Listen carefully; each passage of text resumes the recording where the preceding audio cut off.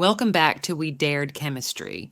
In this lecture, we will spend our brain doing some in-text numerical. So join us whether you are a student or a curious mind. In-text questions, problem 2.7. A 100-watt bulb emits monochromatic light of wavelength 400 nanometer. Calculate the number of photons emitted per second by the bulb. We have the following given value. Wavelength of the wave is equal to 400 nanometer, so 400 into 10 raised to the power minus 9 meter. Then we know the power of the bulb, 100 joules. Solution. We know from the previous lecture that energy of a wave is equal to the product of Planck's constant with frequency of that wave and number of photons.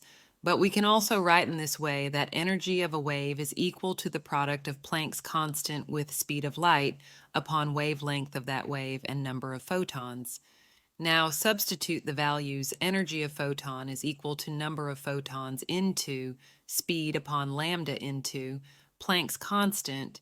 Planck's constant is equal to 6.626 into 10 raised to the power 34 joules.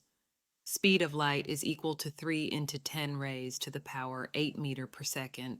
Energy of photon is equal to 6.626 into 10 raised to the power 34 multiplied by 3 into 10 raised to the power 8 divided by 400 into 10 raised to the power minus 9.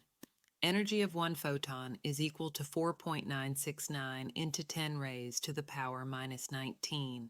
So the energy of one photon is 4.969 into 10 raised to the power minus 19 joules, and now number of photons emitted in the light.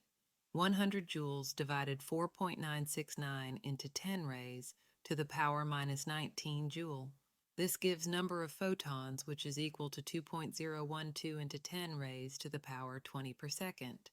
Thank you for your attention. Keep studying with We Dared Chemistry.